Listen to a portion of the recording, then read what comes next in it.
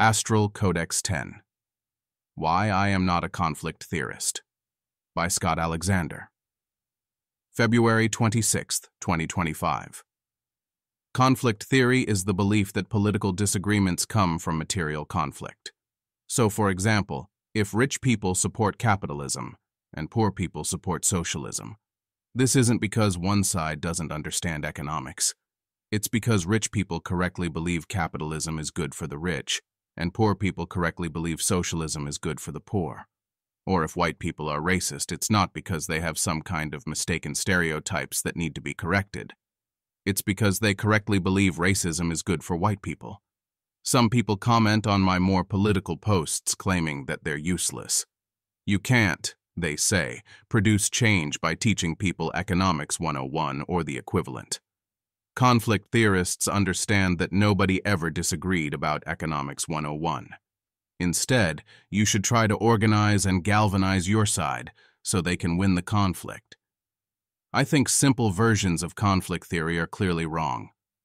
This doesn't mean that simple versions of mistake theory, the idea that people disagree because of reasoning errors, like not understanding Economics 101, are automatically right. But it gives some leeway for thinking harder about how reasoning errors and other kinds of error interact. Conflict theory has a free rider problem. Before demonstrating that conflict theory doesn't explain politics, let's first notice that there are good theoretical reasons why it can't work. Suppose you are a rich person who wants lower taxes. We can be more specific. You make $1 million per year, and you want a policy which lowers taxes 5% and saves you $50,000. How much work should you, selfishly, be willing to invest in this? I think the conflict theorist imagines the rich person should put in up to $49,000 of resources, whether that's literal money, in the form of donations, time and energy, maybe by creating an activist network like the Koch Foundation, or just posting about it on Facebook. But this ignores the free rider problem. Suppose there are 1 million rich people already fighting for this issue. Taking that number up to 1,000,001 hardly changes their odds. Any particular rich person could relax on the beach and still have pretty much exactly the same chance of getting the tax break he wants. On the other hand, if 0 other rich people are already involved, then it still doesn't matter whether our particular rich person joins in. One person fighting a lonely battle won't get too far. Why should he spend tens of thousands of dollars and hours of his time each week to increase the chance of his chosen tax break from 0% to 0.0000001%? So in theory, selfishness alone shouldn't be able to drive political action, except in extremely rare cases when you're so powerful that you can personally put a coalition over the top. Elon Musk might be in this category. For everyone else, including the merely very rich, there must be some motivation beyond self-interest. The SALT cap. And empirically, we find self-interest is surprisingly weak. Before 2017, Americans could deduct state and local taxes, including property tax, from their federal taxes. If you lived in a high-tax blue state and made $150,000, this deduction probably saved you about $10,000 per year. In 2017, the Trump administration weakened the deduction. Although Republicans are usually anti-tax, this particular tax fell on high-earning people in high-tax blue states, i.e. the professional managerial class, i.e. coastal elites. The GOP thought it was funny to mess with the one tax deduction their enemies actually liked, so they capped it at a low level. This single policy cost the average coastal elite about 5% of their salary. In 2020, the Democrats, party of coastal elites, came back in power. They considered undoing Trump's SALT cap, but they thought it would look bad to cut taxes on themselves at the same time they were expanding government, so they decided against. This coming year, the 2017 tax bill will expire.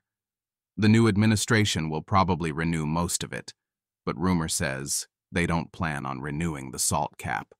Maybe they're satisfied with the amount they've screwed over coastal elites already.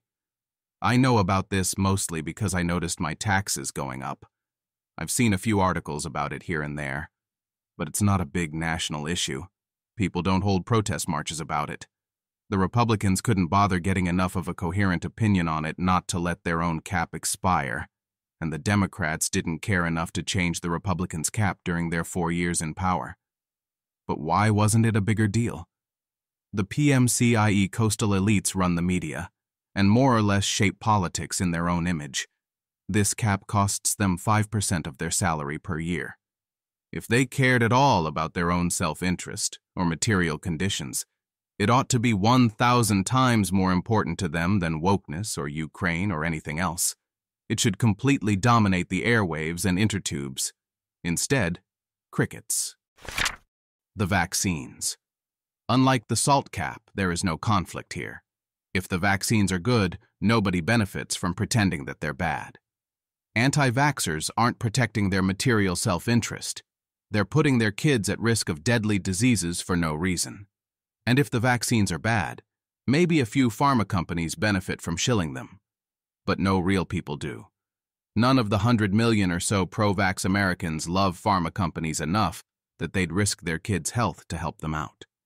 Here, there's no plausible explanation except that one side or the other, the 100 million people who really want themselves and their kids to be vaccinated, or the 100 million people who really don't, is making a terrible, tragic mistake. If you're anti-vax, you believe the mistake is driven by pharma company propaganda. If you're pro-vax, you believe the mistake is driven by grifter/conspiracy nut propaganda. But in either case, the 100 million people who have fallen for the propaganda have honestly fallen for it.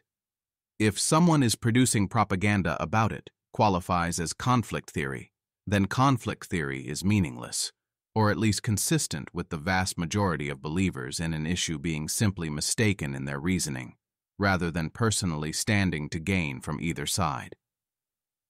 Unlike the SALT cap, this issue is a big deal. People get emotional about it. Elections are won or lost on it. People will spend millions of dollars or entire careers pushing their view, and there's no conflict theory angle that makes sense. And everything else. These are just two examples, but the overall profile of issues that people care about look more like the COVID vaccine than the SALT cap. Wokeness is the single issue people that makes people most passionate. It has some direct material consequences. Affirmative action gives some jobs to blacks rather than whites. But nobody cares about it because of the consequences.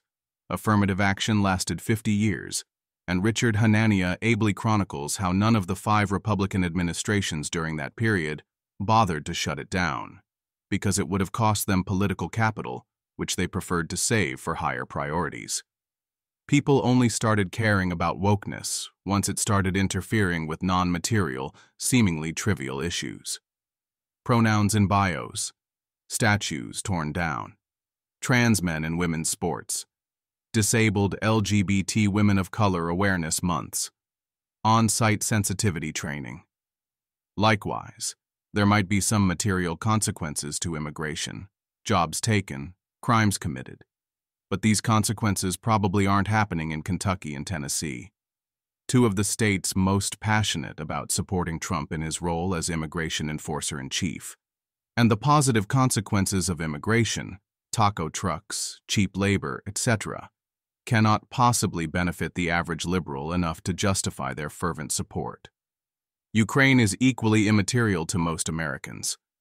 There is some financial cost of supporting them, but not as much as people think, and certainly not as much as random programs that the people who freak about Ukraine, because of the deficit, never question.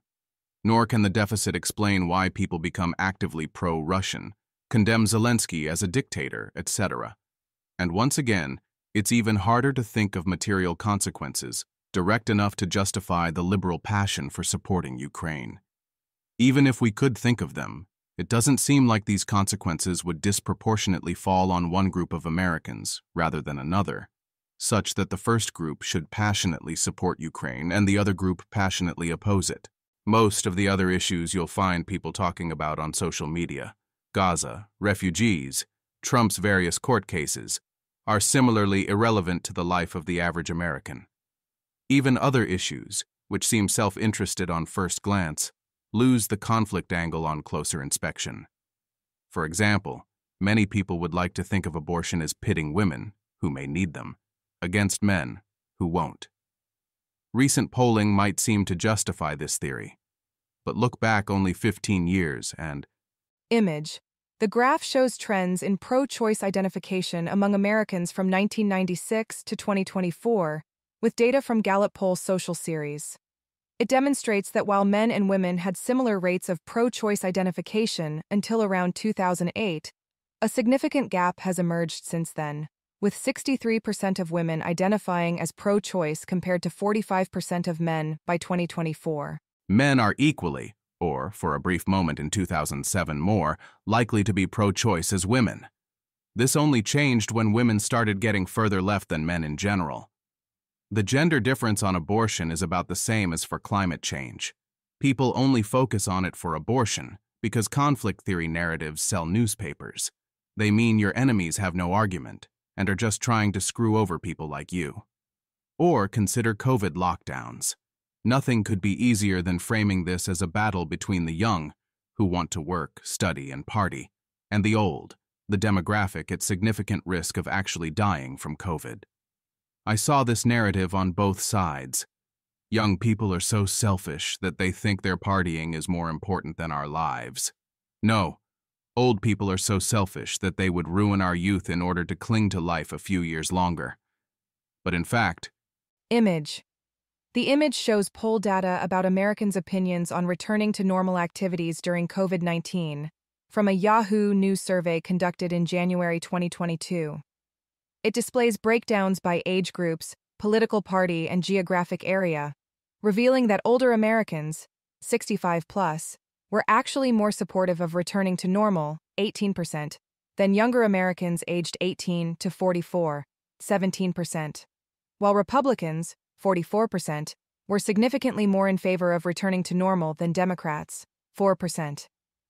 old people were slightly less likely to support lockdowns than young people, although realistically the differences were tiny and overwhelmed by random other things like race and gender. Or, what about inflation? Surely that's absolutely classic self-interest. Nobody wants eggs to go up in cost. But if everyone's on the same side, where's the conflict? Economists would answer that inflation benefits the poor at the expense of the rich. Poor people tend to have net debts, and rich people net assets, and inflation reduces the relative size of both. But if you look at concern about inflation by income level, Image. The image displays survey results from a TIPP poll conducted in May 2024, showing Americans' concern about inflation across different income brackets. The data reveals remarkably consistent worry across all income levels, with 81 to 86% of Americans expressing concern about inflation, regardless of their income, challenging the notion that inflation concerns would vary significantly by economic status. there's no pattern. There are some issues where one side can be justified by material self-interest. I think people are tough on crime partly because they don't personally want to be crime victims. But then why do other people oppose them? There are far too many opponents for them to all be criminals, or even the family members of criminals. If a real conflict requires two sides, these don't qualify either. Does anything rise to the level of a true material conflict? I think some stuff about taxes, labor unions, and healthcare might qualify. But I haven't checked this rigorously, and maybe these will break down too. There certainly aren't enough of these to justify the conflict theory thesis that they're the main driver of political disagreement. So what does drive political disagreement? If you've read The Psychopolitics of Trauma, you already know my answer to this. It's all psychological. People support political positions which make them feel good. On a primary level, this means successful people want to hear that they deserve their success. Unsuccessful people want to hear that successful people don't deserve their success, lied/cheated/nepotism their way to the top, and are no better than they are.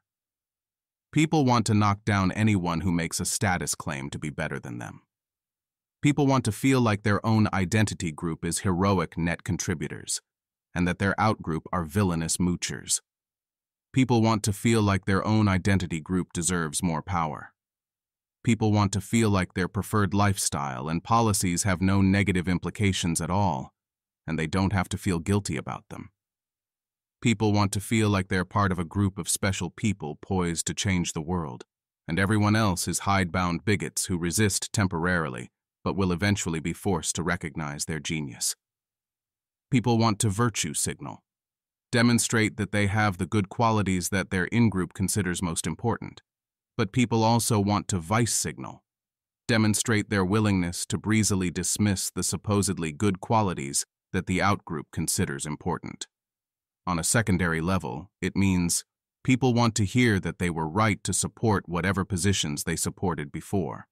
People want to defeat and humiliate anyone who has previously tried to defeat and humiliate them, especially anyone who succeeded. People want their friends to be proven right, and their enemies to be proven wrong. This is not a claim that people really want status, not money. At least, not for any objective sense of the word status.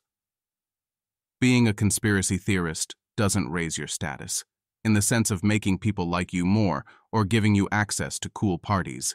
It may even destroy your reputation and social life. But it does let you briefly feel good about yourself during your downward spiral.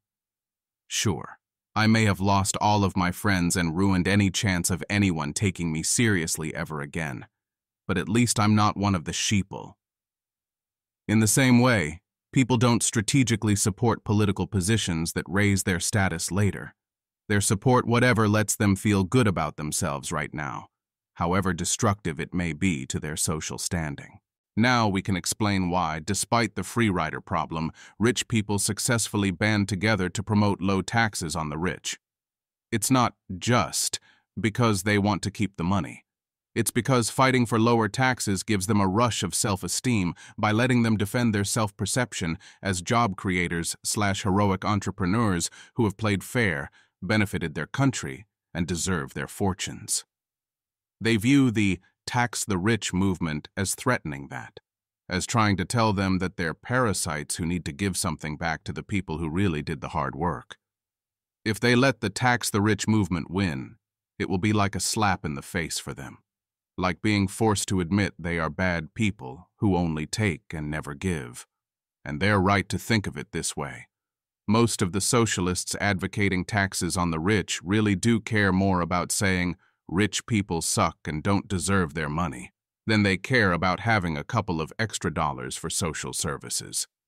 There may be a conflict here, but it's the conflict of rich and poor both trying to award themselves a #1 social class trophy at the same time. The usual story is that the socialists wanted some extra money for social services, came up with the idea of taxing the rich, and, in order to diffuse opposition to this idea, started talking about how the rich were parasites who didn't deserve their money. This may have been true in some sort of original position state of nature that basically never happened. But if it was, it insulted, if you've read Psychopolitics of Trauma, feel free to substitute traumatized, the rich, who then naturally reacted by lashing out and saying, "No, you poors are the real parasites." And this naturally insulted/traumatized the poor, who then redoubled their attacks on the rich to psychologically compensate. By the nth round of this cycle, i.e. all human history other than the original state of nature, the mutual animus/self-defense/trauma enactment was driving the cycle more than the original desire for money. Or maybe it's useful to think of this as happening in parallel rather than serially. In the old days, when lines of communication were few, this process only had a chance to go a couple of rounds before dying down. Maybe things were a little more grounded in material reality. After the rise of the internet and social media, everyone had the opportunity to instantaneously get attacked and insulted and traumatized by everyone at once, and to shoot back retorts of their own within seconds. The dynamic intensified. Anyone with an X account is living part of their life in a weird psychodrama where millions of bullies are brute force attempting to find the most enraging possible attack on the most intimate parts of their identity at all times. This will naturally multiply the importance of the psychological component of politics relative to the material one. But what about all the actual issues? As written, this fails to explain some of the issues discussed earlier. For example, COVID vaccines in Ukraine. How do these help people feel better or worse about themselves? I think this requires a historical answer. In the early days of social media, the coastal elites led a coalition including experts/academics and minorities. To hold that coalition together, they had to flatter the coalition members. In order to flatter the experts and other well-credentialed college-educated people, they spread a message of, trust the experts, they're smarter than you. As social media transformed politics into a game of humiliating the other side, this inevitably drifted into, you utter idiot, you absolute moron. How dare you think a pathetic worm like you should be allowed to challenge the experts? Image. The image shows a black and white cartoon illustration of an airplane cabin interior where passengers have their hands raised while a man stands in the aisle with his arms up. The caption reads, "These smug pilots have lost touch with regular passengers like us. Who thinks I should fly the plane?" Image. The sketch shows a person sitting at a desk with a laptop calling to someone standing in a doorway. The caption reads, "Honey, come look. I've found some information all the world's top scientists and doctors missed." Every bad thing that happened in the past 5 years is downstream of these two cartoons. Sorry. In some other time, comics like these might have been accepted as friendly teasing. But the experts were joining in the coalition's project of humiliating working-class white people to flatter their educated and minority constituents. And it all proved too much. The working-class white people, along with everyone else caught in the crossfire, tech, religious people, etc., reoriented their entire politics around trying to humiliate and enrage the experts. If the experts like vaccines, the rest of us have to prove them wrong, so that the experts' power is shown to be undeserved. We can be the smart ones, and it's the experts who should feel humiliated. If the experts got caught flat-footed saying COVID couldn't be a lab leak, when in fact they secretly knew that it could be, we'll reorient our entire lives around arguing again and again that COVID is a lab leak with 1,000% certainty, the most certain anything has ever been in all of history. If the experts and libs support Ukraine, the rest of us must at least make a favorable reference to Putin in the House of Commons. An alternate objection. Sure, you can explain any position through epicycles like these. But isn't this theory so powerful that it can explain anything? In particular, the virtue signaling versus vice signaling thing alone seems to cover all possible signaling, and maybe all possible policies. I don't think it's realistic to ask a sociological theory like this one to be infinitely elegant with only one main driver and 0 epicycles. Political positions need to be explained in historical terms. This doesn't make such a theory disprovable. The examples above at least claim to discredit conflict theory. But debate would have to be at a similarly careful level of analysis, and not just a simple predictive checklist. I hope this theory is natural enough that most people will be less interested in demanding a formal test than in discussing whether it effectively captures a position which is already widely shared but rarely put into words. Why identity alignment? I think this solves one of the things that confused me when reading Ezra Klein's Why We're Polarized. Klein talked about a fairly recent process of identity alignment. That is, people used to have unpredictable beliefs from all over the political spectrum. Someone might support the environment, but want lower taxes, or oppose abortion, but support gun control. Over the past few decades, this complexity has collapsed, so that most people are pretty representative of their chosen party. Someone should demonstrate this more mathematically, but it seems to me that if you start with a random assortment of identities, small fluctuations plus reactions should force polarization. That is, if a chance fluctuation makes environmentalists slightly more likely to support gun control, and this new bloc goes around insulting polluters and gun owners, then the gun owners affected will reactively start hating the environmentalists and insult them. The environmentalists will notice they're being attacked by gun owners and polarize even more against them, and so on until environmentalists plus gun haters and polluters plus gun lovers have become two relatively consistent groups. Then, if one guy from the environmentalist plus gun hater group happens to insult a Catholic, the same process starts again until it's environmentalists plus gun haters plus atheists, and polluters plus gun lovers plus Catholics, and so on until there are just two big groups. So, what of mistake theory? If this is true, it's at least half unconscious. Anti-vaxxers will, usually, admit that they don't like experts, or that they feel like the experts betrayed them, or that they get a thrill out of owning the libs. But they'll also insist that they honestly believe vaccines don't work. I believe them when they say this, partly because nobody would give their child measles just to own the libs, partly because, instead of merely talking about how many libs they're owning, they talk about thimerosal and neuroimmunology and autism diagnosis rates, and study these things carefully and seem very interested in defending them. And partly because when I've been wrong about political or scientific questions, even in cases where looking back it's obvious that I had ulterior motives for my position, I know I wasn't making it up. At the time, it just seemed like the arguments in favor outweighed those against. But this is normal cognitive bias, specifically, motivated reasoning. It's hard to overcome, but it's not impossible. People overcome it all the time. The Miller-Root claim debate changed lots of people's minds on lab leak. Some people who promised never to vote for Trump changed their minds in November, and some of them have changed their minds again after he took office. Why does this happen? Because biases can put their finger on the evidentiary scale, but sufficiently strong evidence can still break through. It would be flattering to Democrats if they had won by a landslide in 2024, but this was obviously false, and there was no way to spin it to be true, so they just accepted the humiliating defeat. Because people are flattered not just by individual political positions, but by a general sense that they are good and reasonable people. If you can disprove a position so thoroughly that it's impossible for its holders to continue to feel like good and reasonable people, they'll switch sides. Because sometimes you can shuffle things around so that you achieve the same psychological goal some other way. The anti-global warming position gradually shifted from global warming is fake to global warming isn't caused by humans to global warming is actually good, or at least not bad enough to be worth stopping. All of these enrage and humiliate liberal experts about the same amount, so it's not that hard to make people switch from one to another.